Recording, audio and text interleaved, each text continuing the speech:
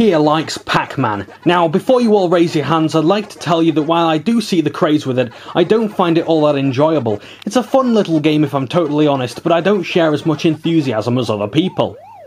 Thankfully though, there's a platformer, but before we move on to that, perhaps we should pay some respect to our hero, Pac-Man. Now, Pac-Man is the title character of the 1980 arcade game made by Namco. In case you didn't know, Pac-Man runs around eating yellow pellets and tries to avoid ghosts.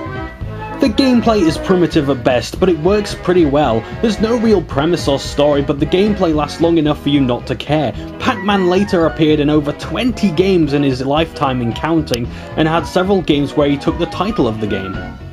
But where did Pac-Man's fame on other consoles truly begin? Well, let's have a look at Pac-Man World. I'm the Greasy Game, your #1 source for #2 games.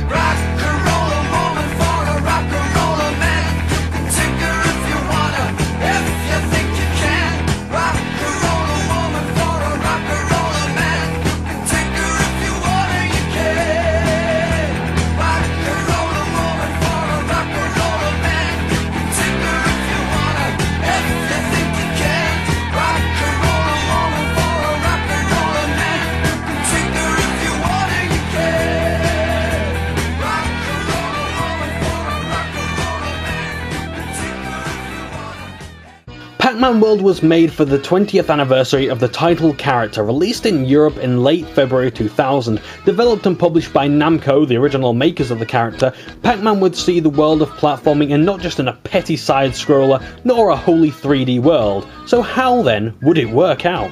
Let's just begin by saying that this isn't exactly Super Mario 64, nor is it nearing Bubsy 3D. It's somewhere in between, one might say. Many have tried to compare Pac-Man World to other games, but it's nearly impossible, yet if you guys think you can, feel free to in the comments section below.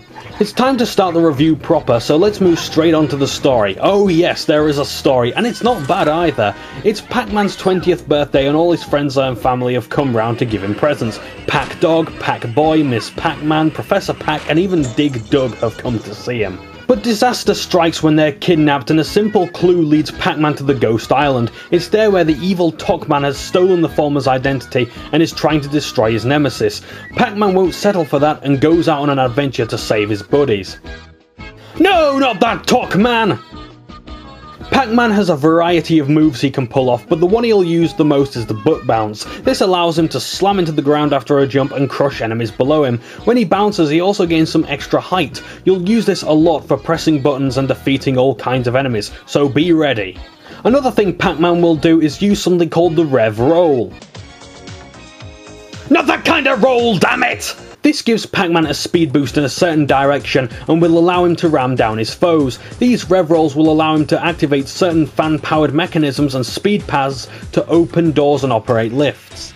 You may have noticed something about these moves. For example, the rev roll is pretty much an exact clone of Sonic the Hedgehog's spin technique, and the butt bounce is said to be the same as Mario's ground pound. However, I find the butt bounce of more use than the ground pound, but hey, it doesn't matter, at least it's ripping off a good game, right? In addition to this, Pac-Man can swim and dive underwater. This allows for even more collecting and learning how to overcome certain obstacles. If Pac-Man needs to stay underwater and walk, he can turn into Metal Mario, Metal Pac-Man. Your main objectives are to find your family and friends, but you'll also need to find some Pac pellets along the way. These pellets count towards your total score and can be used as projectiles, but by collecting power pellets, you get to gobble up those ghosts. You can also collect fruit, which gives even more points than the pellets, but that's the thing, unless you're playing for points, they don't really matter. At the end of each stage you can use the fruit you've earned to spend on a slot machine, but other than that it doesn't serve much of a purpose. To rescue your family and friends, you'll have to collect keys found at every second level of each area. What irks me about this is that, again, it's not compulsory that you find your family members. However, they do help in the final fight against Toc-Man, but in what ways, I've no idea. Pac-Man can take 3 hits, and to recover health he must obtain large slices of Pac circles. I don't know what to call them. Anyway, lives are 3 pieces of Pac with 1 piece missing, and these can be found in treasure chests and boxes around the game. Here you'll also find other Pac-Man upgrades temporarily. Each zone has around 4 levels, ending with a boss battle. These bosses are really fun, and even though they're mostly generic, they still require a lot of strategy. It's easy to die on them, and the challenge increases gradually. The zones have different themes which aren't exactly original. What's this? A pirate world? Oh, and what's this? A space world? And what's this? A horror world?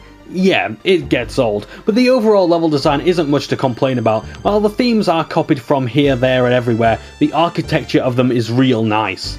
Another thing that gets old really quickly is the enemies in the game. Yes, they're limited and they're stock. Even the ghosts could do with a bit of a rework. I'm not saying this is a poor effort, but Namco could have tried a bit harder when it came to making different enemies in the game.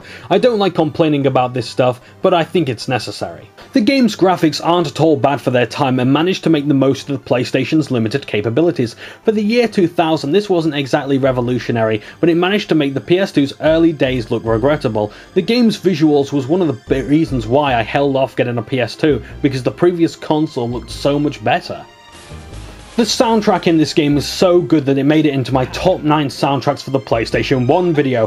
Pac-Man's soundtrack was made by Tommy Tallarico, who also made the soundtracks for Unreal, Prince of Persia and Advent Rising. My favourite tracks are right at the beginning of the game and the cinematic intro and the first zones.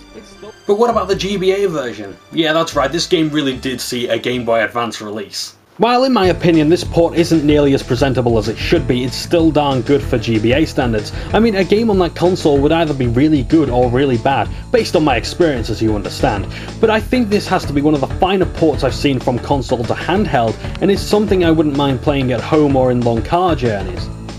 I like how faithful this release in 2004 is to the original version nearly 5 years back, because it uses the same soundtrack, similar level design and abilities. It even has a go at the cinematic intro, and it's not a bad job from the guys at Full Fat who did the GBA version. We're almost done, but first, let's have a look at what the future held for Pac-Man. Pac-Man World was well received by critics and gamers alike because of how well it follows traditional platform gaming and makes that unsteady leap into 3D. The game saw 2 sequels which would even make it onto the Nintendo DS later, and see other consoles in between. Unfortunately, only the first game was released on the PlayStation 1. The Pac-Man sequels so far have ended on Pac-Man Rally, a game which received mostly negative reviews because of its similarities to Mario Kart, and after playing it for a few hours I have to agree, it does bear similarities to both that and Crash Team Racing. I'm afraid that's it for me, so until the next time, I'm the Greasy Gamer, your #1 source for #2 games.